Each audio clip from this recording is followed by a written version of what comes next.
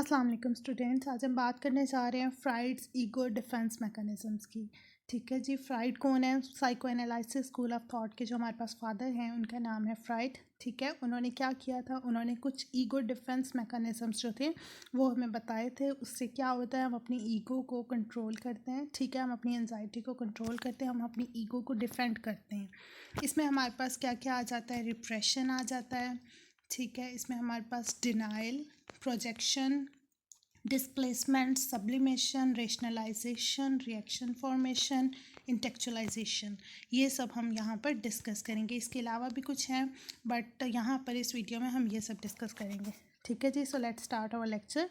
इसमें हम क्या करते हैं, to deal with neurotic and moral anxiety. हम न्यूरोटिक और मोरल एंजाइटी को जब डील कर रहे होते हैं, न्यूरोटिक एंजाइटी कौन सी एंजाइटी होती है? जब ईगो जो होती है इड के डिज़ायर्स को कंट्रोल नहीं कर पा रही होती। ठीक है, इड जब ज़्यादा पावरफुल होती है, हमारी जो डिज़ायर्स होती हैं वो इतनी पावरफुल होती हैं कि ईगो उसको कंट्रोल नहीं कर पा रही होती। ठीक है, तो उस केस में जो एंजाइटी हो रही होती है उसे हम क्या कहते हैं? Neurotic anxiety. और वो वाली एंजाइटी जो तब हो रही होती है जब हमारी सुपर ईगो इन्वॉल्व होती है। ठीक है, जब हमारा इंटरनल, हमारा इनर सेल्फ हमें किसी चीज़ के लिए परेशान कर रहा होता है, तो वो वाली जो एंजाइटी हो रही होती है उसको हम क्या कहते हैं? Moral anxiety. तो न्यूरोटिक और मोरल एंजाइटी को डील करने के लिए क्या किया था? फ्राइड ने कहा था कि हमारी जो ईगो होती है, ठीक है, हमारी जो ईगो है वो कुछ प्रोसेसेस यूज़ करती है अपने आप को डिफेंड करने के लिए, हमें सेटिस्फाई करने के लिए। उन प्रोसेसेस को हम क्या कहते हैं? Ego defence mechanisms. ठीक हो गया। ये स्टार्ट में हेडिंग में डिफेंस का स्पेलिंग गलत है, यहाँ पर सी नहीं एस आएगा। ठीक है, उसके बाद आ जाता है defence mechanisms are actually the techniques और methods use to resolve anxiety.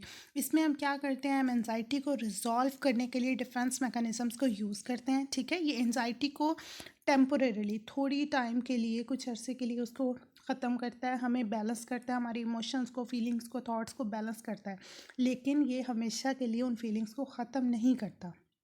ठीक है, ये मैकेनिज़म्स जो होते हैं ये कुछ टाइम के लिए हमें हेल्पफुल होते हैं, हमारी ईगो को सेटिस्फाई करते हैं। उसके बाद सबसे पहले हम बात करते हैं, लेट्स डिस्कस रिप्रेशन। रिप्रेशन में क्या होता है? हम अपनी फीलिंग्स को रिप्रेस करते हैं, हम उनको कॉन्शियस लेवल में नहीं आने देते। हमारी जो कुछ फीलिंग्स होती हैं, ठीक है, जिनको हम बाहर दुनिया के सामने, अपने दिमाग में भी सामने नहीं आने दे रहे होते। ठीक है, तो इसमें क्या होता है, वो हमारे अंदर ही होती है, मतलब हम उसको अपने होश में नहीं लाने दे रहे होते, कॉन्शियस लेवल पे उसको नहीं आने दे रहे होते, वो अनकॉन्शियस में पड़ी होती हैं वो चीज़ें। फिर क्या होता है, हमारा माइंड उन अनकॉन्शियस में पड़ी फीलिंग्स, थॉट्स, कोई भी वो चीज़ है, ठीक है, वो उससे डिस्टर्ब हो रहा होता है और वो फिर क्या करता है, उसको अपने वहीं अनकॉन्शियस में ही सॉल्व करता है। हम क्योंकि उसको कॉन्शियस में नहीं आने दे रहे, तो वो अनकॉन्शियस में ही उसको सॉल्व करने की कोशिश करता है। वो कैसे करता है? ड्रीम्स में, ठीक है, फैंटेसी में हम कुछ इमेजिनेशंस कर लेते हैं, उस तरह जो होता है कि वो सॉल्व हो रही होती हैं वो चीज़ें, लेकिन हम वो कॉन्शियस में भी नहीं आ रही होती हैं। यहाँ पर फ्राइड ने हमें एग्जांपल दी थी वो बॉयज़ वाली। ठीक है, कि बॉयज़ जो होते हैं उनकी जो फीलिंग्स होती हैं मदर्स की तरफ, सेक्सुअल डिज़ायर्स की, जब वो छोटे होते हैं, ठीक है, वो जो हमारे स्टेजेस होते हैं डेवलपमेंट में उस दौरान, तो उन फीलिंग्स को वो क्या करते हैं? वो एक्सप्रेस नहीं कर सकते, इनफैक्ट वो उनको अपने कॉन्शियस में भी नहीं आने दे रहे होते। तो वो क्या करते हैं?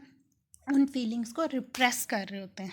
ठीक है, अब वो जो डिज़ायर्स होती हैं वो कभी उनकी फैंटेसी में पूरी होंगी, कभी वो अपने ड्रीम्स में पूरी कर रहे होंगे। ठीक है, तो ये सारी जो चीज़ें होती हैं वो रिप्रेस हो जाती हैं। उसमें हम सिंपली एग्जांपल ले लेते हैं कि अगर हम किसी चीज़ को पसंद कर रहे होते हैं, ठीक है, और हमें ख़ुद भी नहीं पता होता कि हमें वो चीज़ अच्छी लग रही है, तो हम मतलब उसको हासिल भी नहीं कर सकते हैं। तो आप अक्सर देखेंगे कि हमारे ख्वाब में वो आती है।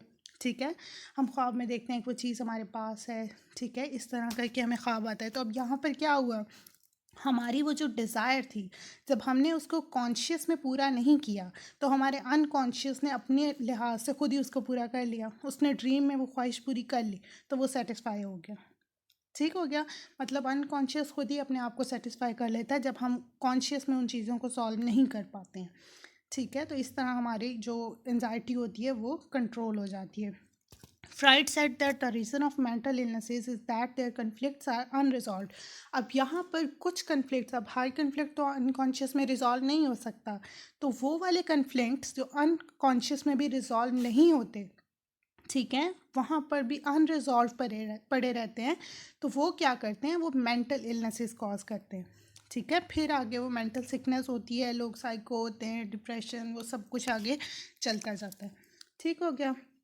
और ये जो डिसऑर्डर्स हैं इन सब को क्योर नहीं किया जा सकता, इनको जब तक हम अपने उन कन्फ्लिक्ट्स को रिजॉल्व नहीं करेंगे, ठीक है, जो हमारे माइंड में पड़े हुए हैं। ठीक है, जिस तरह के कुछ अक्सर बचपन में कोई इस तरह के इवेंट्स होते हैं, लोगों को पता भी नहीं होता और वो उनको डिस्टर्ब कर रहे होते हैं, और जब तक उन्हें वो पता नहीं चलेगा कि वो कौन सा इवेंट था और वो उसको जब तक फुली क्लियर नहीं करेंगे, ठीक है, तब तक वो क्योर नहीं हो सकते हैं।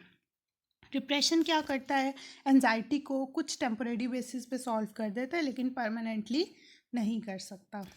ये था हमारे पास डिप्रेशन। नेक्स्ट हमारे पास आता है डिनाइल। डिनाइल क्या है, ये भी डिप्रेशन की एक फॉर्म है। ठीक है, इसमें हम क्या करते हैं, हम डिनाई कर देते हैं, हम चीज़ों को अपनी अवेयरनेस में आने ही नहीं देते, हम अंदर वाली इंटरनल इवेंट्स को अवेयरनेस में नहीं आने देते। It blocks internal events from awareness. सही है, ये वर्ड इवेंट्स है। If situation is too much to handle, कभी कभार ऐसे होता है कि सिचुएशन इतनी ज़्यादा होती है कि हम उसको मानने से ही इनकार कर देते हैं। हमें लगता है हम अगर उसको मानेंगे तो हम उसको हैंडल ही नहीं कर पाएंगे। ठीक है, जिस तरह आपने देखा कि कोरोना जब स्टार्ट हुआ था, स्टार्ट वाले डेज़ में, तो लोगों ने उसको मानने से इनकार कर दिया था कोविड-19 की ये कोई चीज़ है। इन्होंने सोचा समझा था कोई ऐसा सच मूवी चल रही है, जिस तरह अक्सर मूवीज़ में ऐसे वायरस फैल रहा होता है जी टच करने से वगैरह वगैरह। तो ये सब हमें एक मूवी लग रहा था, हम लोगों ने बिलीव ही नहीं किया था स्टार्ट में, हमें लगा ये बस ऐसा ही ड्रामा कोई हो रहा है। ठीक है, तो जब तक हमने वो क्यों नहीं बिलीव किया था, क्योंकि हमें वो एक्सेप्टेबल ही नहीं लग रहा था, क्योंकि हमारा माइंड उसको एक्सेप्ट नहीं कर पा रहा था। तो इसलिए हम क्या करते हैं, हम जिन चीज़ों को हमारा माइंड एक्सेप्ट नहीं करता, हम उनको डिनाई कर देते हैं। ठीक है, जिस तरह आपने देखा अल्कोहलिक्स, ड्रग अब्यूज़र्स, अब उनको पता होता है कि ये चीज़ें गलत हैं, ठीक है, ये उनकी हेल्थ को डिस्ट्रॉय कर रही है, लेकिन वो क्या करते हैं, वो नहीं मतलब अपनी इस आदत को हटा सकते, तो वो क्या करते हैं, वो इस चीज़ को मानने से इनकार कर देते हैं कि हाँ जी ये गलत है। ठीक है, आप अगर उनसे कहेंगे कि आप ये गलत कर रहे हैं या आपको डिस्ट्रॉय कर रहे हैं आपकी हेल्थ को वगैरह वगैरह, तो वो आपको आगे से बताएंगे कि नहीं, अगर आप ऐसे करके अल्कोहल पिए, आप इस सिचुएशन में पिए, अगर आप इस तरह करके ड्रग लें तो वो आपके लिए बेनिफिशियल है, या फिर वो आपके लिए मतलब वो रिस्की नहीं है। तो इस तरह करके उनके पास बहुत सारे एक्सक्यूज़ेस होंगे, तो इस तरह उनका माइंड भी उनको एक्सक्यूज़ेस दे रहा होता है साथ साथ। ठीक है, वो सिर्फ हमें नहीं दे रहे होते हैं, उनका माइंड भी उनको ऐसे ही सेटिस्फाई कर रहा होता है। क्यों, क्योंकि वो उसको डिनाई कर रहे होते हैं उस रियलिटी को, क्योंकि वो अपनी उस हैबिट को अवॉइड नहीं कर सकते। तो इस तरह कभी कभार ऐसी चीज़ें होती हैं जिनको हम अवॉइड नहीं कर सकते, जिनको हम हैंडल नहीं कर सकते, तो उनको हम क्या करते हैं, हम डिनाई कर देते हैं, ताकि हम अपनी एंजाइटी को, अपनी ईगो को कंट्रोल कर सकें। सो ये था हमारे पास डिनाइल। उसके बाद हमारे पास आता है प्रोजेक्शन। प्रोजेक्शन में क्या होता है, इंडिविजुअल क्या करता है, एट्रीब्यूटिंग और projecting their on unacceptable thoughts, feelings, emotions toward another person. हम क्या करते हैं, हमारी कुछ अपनी ऐसी इमोशंस होती हैं अपनी, जिनको हम खुद ही एक्सेप्ट नहीं कर पा रहे होते कि हम ऐसे हैं। ठीक है, हम खुद ही नहीं एक्सेप्ट कर पाते कि मैं ऐसा सोचता हूँ, मेरी ऐसी फीलिंग्स हैं। ठीक है, तो वो उसको हम जब खुद ही एक्सेप्ट नहीं कर पाते, तो हम उन्हीं फीलिंग्स को किसी दूसरे इंसान की तरफ फेंक देते हैं, उन पर थ्रो कर देते हैं। ठीक है, मतलब अपनी गलत फीलिंग्स का इल्ज़ाम दूसरों पे लगा देते हैं। अब ये हम ज़ाहिरन नहीं कर रहे हैं, हम अपने माइंड में कर रहे होते हैं। ठीक है, ये जो एग्जांपल यहाँ पे दी गई है, इसमें आई ए कंसीडर किया गया है। ठीक है, और एक पर्सन है आई जिसको हम ए कह देते हैं। ठीक है, सेकंड पर्सन है उसको हम बी कह देते हैं। लेकिन वो क्या करता है, जब उसका सुपर ईगो उसको कहता है कि तुम क्यों उससे नफरत कर रहे हो, ठीक है, तुम क्यों मतलब ये बात कर रहे हो कि दूसरा वो जो मैं हूँ वो सही नहीं है, मतलब वो आपको ये कर रहा होता है कि आप खुद गलत होते हैं, आप खुद किसी से नफरत कर रहे होते हैं। लेकिन जब आपका सुपर ईगो आपको कहता है कि क्यों नफरत कर रहे हो, क्यों ये गलत काम कर रहे हो, तो आप क्या करते हैं, आप उसको सेटिस्फाई करने के लिए क्या करते हैं, आप कहते हैं कि नहीं, मैं नहीं हूँ, मैं बुरा नहीं हूँ, मैं उससे नफरत नहीं करता, वो करता है, वो एक गलत इंसान है। ठीक है, वो बैड है, इसलिए मैं उससे नफरत कर रहा हूँ, क्योंकि वो मुझसे करता है, चाहे वो ना भी करता हो। ठीक है, तो इस तरह हम अपने आप को सेटिस्फाई कर लेते हैं दूसरे इंसान पर इल्ज़ाम लगाकर, अपने ही माइंड में हम अपनी फीलिंग्स को दूसरे की तरफ फेंक देते हैं। ठीक है, और अपने आप को सिक्योर कर लेते हैं। ये क्या चीज़ होती है, प्रोजेक्शन। ठीक हो गया। उसके बाद हमारे पास आता है डिस्प्लेसमेंट। अब डिस्प्लेसमेंट में क्या करते हैं, हम अपनी थॉट्स को, ठीक है, अपनी एग्रेसिव थॉट्स को, किसी भी किस्म की थॉट्स को हम क्या करते हैं, किसी दूसरे ऑब्जेक्ट पे, किसी दूसरी चीज़ पे निकालते हैं। ठीक है, कहते नहीं एक जगह का गुस्सा दूसरी जगह निकाल देते हैं जब वो एक जगह नहीं निकाल सकते। जैसे कि बॉस जो है अगर उसने आपके साथ मिसबिहेव किया है तो क्या हुआ है, आपको वहाँ का गुस्सा था बॉस ने क्यों मिसबिहेव किया मेरे साथ, लेकिन आप क्या थे, आप उसको मतलब आगे से बॉस को तो नहीं कुछ कह सकते थे, वो तो फिर आपकी जॉब चली जाती। सही है, तो आप बॉस को कुछ नहीं कह सकते थे, तो आपने क्या किया, वहाँ पर चुप कर गए। अब वो वाला जो गुस्सा था जो आगे से बॉस को जवाब देना था वो अंदर ही फंसा रहा अब वो निकलना तो था कहीं, तो वो कहाँ जाके निकला, वो घर जाके निकला। ठीक है, कभी वो बच्चों पे निकल रहा होता है, वाइफ पे निकल रहा होता है, लोअर एम्प्लॉयज़ पे निकल रहा होता है। यहाँ पर हम क्या करते हैं, हम गलत काम कर रहे होते हैं। ठीक है, हम एक जगह को गुस्सा दूसरी जगह निकाल रहे हैं। अब उन दूसरी जगह वाले जो लोग हैं उनका तो कोई कसूर नहीं है कि बॉस ने आपके साथ मिसबिहेव किया है। तो ये वाला जो है मेथड ये सोशली अनएक्सेप्टेबल है। ठीक है, क्यों, क्योंकि ये दूसरे लोगों को हर्ट कर रहा होता है। सही है, उसके बाद हमारे पास आ जाता है सब्लिमेशन। सब्लिमेशन में भी हम अपने ऐसे ही एग्रेसिव थॉट्स को किसी दूसरे ऑब्जेक्ट पर निकाल रहे होते हैं, लेकिन ये प्रॉपर वे में होता है। ठीक है, इसमें दूसरे लोग हर्ट नहीं होते, ये सोशली एक्सेप्टेबल वे है। क्यों, क्योंकि इसमें हम किसी को भी हर्ट नहीं करते, हम अपने इमोशंस को भी बैलेंस कर लेते हैं। इस तरह कैसे, एग्जांपल हमारे पास आ जाती है इन फ्रंट ऑफ मिरर। जैसे हम शीशे के आगे खड़े होकर जवाब दे रहे होते हैं, अक्सर ऐसे होता है, कोई ऐसी सिचुएशन होती है जहाँ पर हम जवाब नहीं दे सकें। ठीक है, तो हम क्या करते हैं, हम घर आके खुद ब खुद वैसे ही शीशे के आगे खड़े हो जाते हैं और वो सारे जवाब दे रहे होते हैं जो हमने वहाँ देने थे। ठीक है, और हम अपने आप को सेटिस्फाई कर लेते हैं कि हाँ मैंने भी उसको जवाब दे दिया, उसकी गलत बात को मैंने बता दिया। ठीक है, तो इस तरह क्या होता है, हम सेटिस्फाई भी हो जाते हैं, कोई हर्ट भी नहीं होता। इसी तरह पेंसिल स्क्रैचिंग होती है। ठीक है, लोग बहुत ज़्यादा ऐसे पेंसिल स्क्रैचिंग करने लग जाते हैं गुस्से में। स्पोर्ट्स है जिस तरह के, वो रनिंग वगैरह, पंचिंग बैग, मूवीज़ वगैरह में देखा होगा आपने, मोस्टली हीरोज़ जो होते हैं पंचिंग बैग में वो कर रहे होते हैं या फिर रनिंग कर रहे होते हैं जब भी उन्हें कोई गुस्सा आया होता है। ठीक है, उसके बाद योगा भी करते हैं लोग, एक्सरसाइजेस करते रहते हैं। लिटरेचर हमारे पास आ जाता है, अक्सर लोग नॉवेल्स वगैरह लिखने लग जाते हैं अपनी उन फीलिंग्स पे। ठीक है, कोई पोइट्री वगैरह लिखने लग जाते हैं, अक्सर पेंटिंग्स में उसको एक्सप्रेस करते हैं। तो ये वाला जो मेथड है ये आगे आर्ट की तरफ भी जा रहा है। ठीक है, एनकरेजमेंट दे रहा है, तो ये बेनिफिशियल है। ठीक है, और ये मतलब लोगों को हर्ट भी नहीं कर रहा होता, ये एक्सेप्टेबल है। लेकिन अब यहाँ पर हम ये नहीं कह सकते हैं कि अगर कोई भी लिटरेचर वर्क है, कोई भी नावल है, ठीक है, कोई भी बंदा एक्सरसाइज कर रहा है, कोई भी शीशे के आगे खड़ा है, कोई भी योगा कर रहा है, तो कोई भी पेंटिंग कर रहा है, कोई भी पोइट्री कर रहा है, तो इसका ये मतलब है उसकी कोई पीछे फीलिंग्स हैं। ठीक है, तो ये मोस्टली नहीं होता कि हर चीज़ का ही जवाब हो। ठीक है, कि ये नहीं है मस्ट के कोई बंदा एक्सरसाइज कर रहा है, ज़रूरी तो नहीं है कि वो इसीलिए कर रहा है कि कोई उससे पीछे मतलब किसी ने डांटा है और वो गुस्सा निकाल रहा है, मे बी वो फिट होने के लिए कर रहा हो। इसी तरह हमारा लिटरेचर, नावल, पोइट्री, वो भी सब ऐसे ही हैं। ठीक है, तो ये हम इस तरह मतलब ये दोनों चीज़ें में फिट आ जाते हैं। सो ये था हमारे पास सब्लिमेशन। उसके बाद हमारे पास आता है रेशनलाइजेशन। रेशनलाइजेशन में हम क्या करते हैं, हम अपने माइंड को, हमारा माइंड हमें प्रोटेक्ट कर रहा होता है। ठीक है, हमारी ईगो को सेटिस्फाई कर रहा होता है, हमारी एंजाइटी को कंट्रोल कर रहा होता है, कैसे, रीजंस दे के। ठीक है, वो चीज़ें जो हम एक्सेप्ट नहीं कर पाते हैं, वो चीज़ें जो हम मान नहीं रहे होते हैं, उसके लिए वो हमें एक अच्छे रीजंस दे रहा होता है। ठीक है, ताकि हम उसको उससे सेटिस्फाई हो जाए। ठीक है, लेम एक्सक्यूजेज, रीजंस, हम अपने आप को बचाने के लिए, अपनी एंजाइटी को रिजॉल्व करने के लिए खुद ब खुद एक्सक्यूजेज दे रहे होते हैं अपने आप को। ठीक है, जैसा कि एग्जांपल आ जाती है इसमें हमारे पास बेस्ट सोर ग्रेप्स। ठीक है, अब अंगूर हैं लगे हुए हैं, हमारा दिल कर रहा है खाने को, लेकिन हम उस तक पहुंच नहीं पाए। वो लूमड़ी वाली जो एग्जांपल है फॉक्स की, ठीक है, वो वहाँ तक नहीं पहुंच पाए हम, ग्रेप्स तक। ठीक है, तो जब हम जाने लगे हैं कि हम नहीं खा सकते हैं, तो क्या हुआ, हमारी ईगो ने कहा कि हाँ तुम अंगूर ही नहीं खा सके, तुमसे इतने दूर हैं, तुम इतने छोटे हो। तो इस तरह करके जब हमारी ईगो ने हमें इस तरह करना शुरू किया, एनजाइटी आई है, तो हम फिर क्या कहते हैं कि नहीं मैंने तो खा लेने थे, ये तो मेरे पास ही है, बस मैंने इसलिए नहीं खाए क्योंकि वो खट्टे थे। तो इस तरह अब यहाँ क्या हुआ है, काम हो गया हमारा, हमने नहीं खाए, हम आगे गुजर गए हैं, लेकिन क्या हुआ, हमने अपनी ईगो को भी सेटिस्फाई कर लिया कि मुझ में मसला नहीं था। ठीक है, वो तो अंगूर ही खट्टे हैं, अंगूर ही बुरे हैं।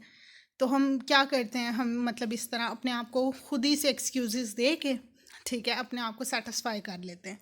इसी तरह स्मोकर है, आप उसको कहें कि वो मतलब उसको माइंड जब उसका कहे कि ये बैड फॉर हेल्थ है, तो वो खुद अपने आप को एक्सक्यूजेस देता है कि नहीं ये मतलब इस तरह बैड नहीं है, ये इस तरह करके करें बैड नहीं है, अगर थोड़ा थोड़ा करें तो वो बैड नहीं है।